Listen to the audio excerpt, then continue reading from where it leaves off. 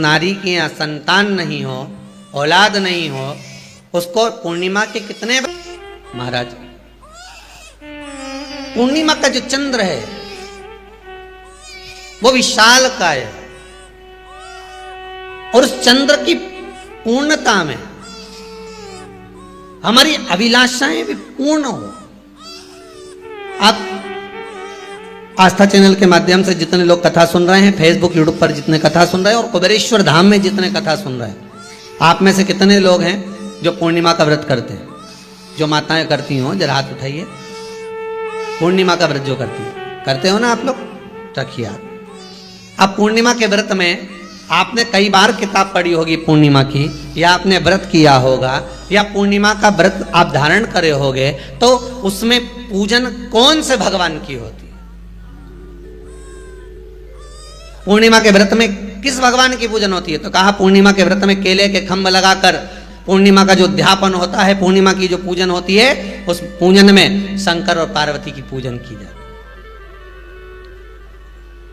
शिव और नारायण की पूजन करी जाती है, शंकर और पार्वती का स्मरण किया जाता है।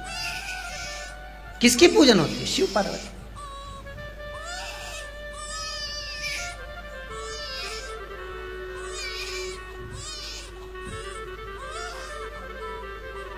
क्यों शंकर और पार्वती का पूजन क्यों करा जाता है पूर्णिमा के व्रत में? क्योंकि शिव और माता पार्वती ही केवल एक ऐसे हैं जिन्होंने अपूर्ण लक्ष्मी को भी पूर्ण बना दिया था। किसको पूर्ण बनाया है? लक्ष्मी। शरद पूर्णिमा के दिन अगर आप शंकर भगवान को एक लोटा पानी अगर शिव को समर्पित कर रहे हो, श्वेत पुष्प को रख कर शंकर जी के ऊपर सफेद फूल को चढ़ाकर अगर एक लोटा जल भी, एक पात्र जल भी शंकर को समर्पित कर रहे हो, तो ये लक्ष्मी के लिए ही तो कर रहे हो। और कौन सी लक्ष्मी? पूर्ण लक्ष्मी। पूर्ण लक्ष्मी। आपको पहले भी कथा में कहा, एक बार भगवान विष्णु के सामने लक्ष्मी मैया ने बहुत तेज स्वर में कह दिया था, नारायण, दुनिया के लोग आपका नाम जपते हैं, दुनिया के लोग नारायण नारायण कहते हैं, दुनिया के लोग आपका भजन करते हैं, पर सत्य मायने में कहूं ना तो मेरे बिना दुनिया के लोगों की नहीं चल सकती, मेरे बिना दुनिया नहीं चल सकती, संसार मेरे बिना नहीं चल सकता। भगवान विष्णु ने कहा, ये तो गलत है लक्ष्मी, आप तक कहना। एक दिन लक्ष्मी को अहंकार आ गया, अहंकार के संबोधन जब माता लक्ष्मी करने लगी तो भगवान, उसी समय पर भगवान विष्णु को क्रोध आ गया और भगवान विष्णु ने कह दिया, लक्ष्मी तू इतनी बड़ी बड़ी बात कहती है कि तेरे बिना नहीं रह सकती संसार। मैं तुझे कहता हूं लक्ष्मी, तू अपूर्ण है, तू अपूर्ण है, तू पूर्ण कब हो गई?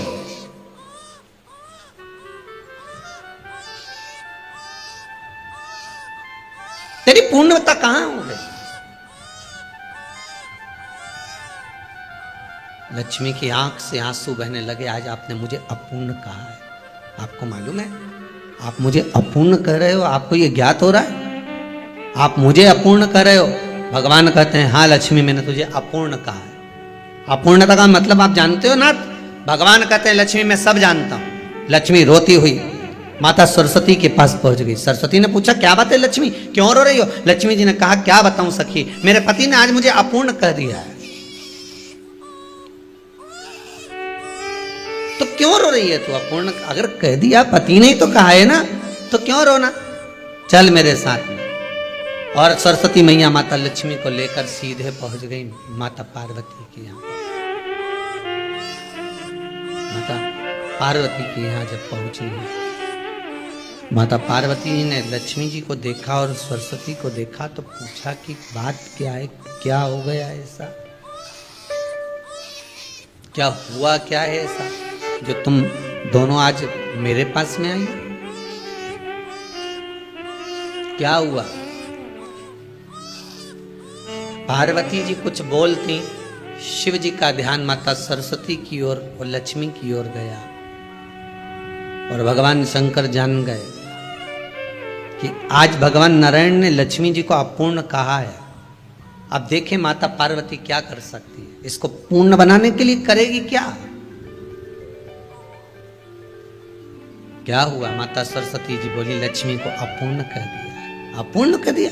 हाँ, तो क्या सोचना उसके लिए। इसको मैं अभी पूर्ण बना देती हूं। माता जगत जननी पार्वती ने गोदी में विराजमान गणेश जी को उठाया और उठाकर लक्ष्मी जी की गोद में दे दिया। ले लक्ष्मी, आज से तू पूर्ण हो गई। लक्ष्मी, आज से तू पूर्ण। गोदी में जब तक संतान नहीं है तो नारी को लोग अपूर्ण समझते हैं, पर माता पार्वती जी ने संपूर्ण ब्रह्मांड में एक सिद्धता प्रदान कर दी कि अपने गोदी के लाल को, अपने गोदी के पुत्र को माता ने लक्ष्मी की गोद में देकर लक्ष्मी को पूर्ण बना दिया। वो दिन कौन सा था? यही शरद पूर्णिमा का दिन था। कौन सा दिन? आवाज पकड़ लो। यही शरद पूर्णिमा का दिन था। शरद पूर्णिमा का दिन लक्ष्मी को पूर्ण करने का दिन, पूर्ण करने का। केवल अमृत ही नहीं बरसता, शरद पूर्णिमा के दिन लक्ष्मी भी बरसती है। लक्ष्मी पूर्णिमा के कितने व्रत होते हैं? बोलते जाओ, जरा जल्दी जल्दी बोलो। पूर्णिमा के नारियों को, स्त्रियों को अखंड सौभाग्य के लिए जो नारी वैधव्य नहीं होना चाहती है, उस नारी को पूर्णिमा के कितने व्रत करना चाहिए? जिस नारी के यहाँ संतान नहीं हो, औलाद नहीं हो, उसको पूर्णिमा के कितने, पूर्णिमा के नारियों को, स्त्रियों को अखंड सौभाग्य के लिए जो नारी वैधव्य नहीं होना चाहती है, उस नारी को पूर्णिमा के कितने व्रत करना चाहिए? जिस नारी के यहाँ संतान नहीं हो, औलाद नहीं हो, उसको पूर्णिमा के कितने व्रत करना चाहिए? जिस नारी का पुत्र, पति बहुत बीमारी से ग्रसित हो, लग रहा हो कि ये मेरा बेटा बहुत बड़ी बीमारी में घिरा हुआ है, तो नारी को कितने व्रत करना चाहिए? स्वयं भगवान कृष्ण ने माता यशोदा को द्वापर में भी बताया है कि पूर्णिमा के 32 व्रत होते हैं। कितने व्रत होते हैं? 32।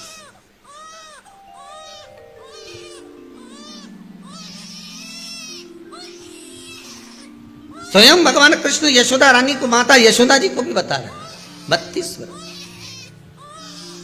अब आपको किसी ने बता दिया होगा कि 8 कर लो, 7 कर लो, 6 कर लो, 12 कर लो, इसलिए आपने बोला कि 12 कर लीजिए, 32 कर लीजिए। अरे यहाँ तो द्वापर की कथा भी कहती है। यशोदा जी ने एक बार भगवान कृष्ण को रोक कर कह दिया, ए कन्हैया रुको। कन्हैया बोले, बोलो माँ क्या बात है? कन्हैया जरा रुकिए, इधर आओ जरा। भगवान कृष्ण आए। हाँ माँ बोलिए। किस जगह का प्रसंग है ये? जिस समय पर राधा रानी कुरुक्षेत्र में नंद बाबा और यशोदा जी को लेकर कुरुक्षेत्र के कुंड में, ब्रह्म सरोवर में स्नान कराने के लिए लेकर जाती है, ग्रहण का समय पर। और जब भगवान कृष्ण उस कुरुक्षेत्र के उस सरोवर में स्नान करने आते हैं, तब यशोदा जी ने अपने लाला से प्रश्न किया है, पूछा है,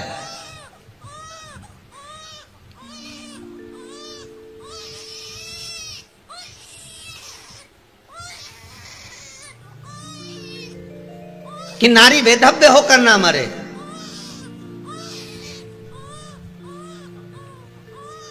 उसका पति कोई रोग से ग्रसित ना हो, उसका पुत्र किसी रोग में ना पड़े।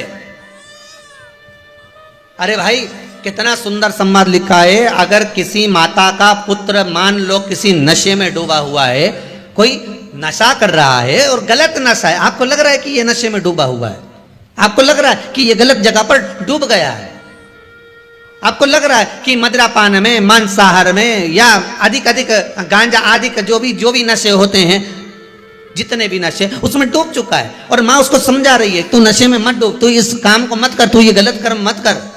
माँ उसको समझा समझा कर हार गई। तो मेरा माताओं से निवेदन है, आप उसको समझाना बंद कर दो, एक काम करना प्रारंभ कर दीजिए। हमें जो शिव महापुराण के माध्यम से शास्त्र कह रहा है कि आप 32 पूर्णिमा के व्रत प्रारंभ कर दो। उसमें करना क्या है आपको, केवल जिस दिन व्रत रहे रात्रि के समय पर कोई भी मीठा कुछ भी सामग्री आप चंद्र की रोशनी में, चंद्र को अर्घ देने के बाद, पूजन करने के बाद उसको रखो, और वही सामग्री जो नशा कर रहा है उसको पूर्णिमा के दूसरे दिन उसको खिलाओ। आप धीरे धीरे खिलाना चालू करेंगे, जिस नशे में वो डूबा हुआ उस नशे से वो छूटना प्रारंभ हो जाएगा। 2 पूर्णिमा व्रत करके तो देखो, तीसरे में तुम्हें जरूरत ही नहीं पड़ेगी। धीरे धीरे आप रुक, वो छूटना प्रारंभ हो जाएगा। स्वयं भगवान कर रहे हैं, यशोदा मैया ने कन्हैया को रोक लिया कुरुक्षेत्र के उस मैदान में, और भगवान कृष्ण का दर्शन माता यशोदा जी करी। बहुत बहुत दिनों के बाद माँ को, आज माता यशोदा को लाला का दर्शन हुआ, बहुत समय के बाद, जाने के बाद, बहुत समय के बाद।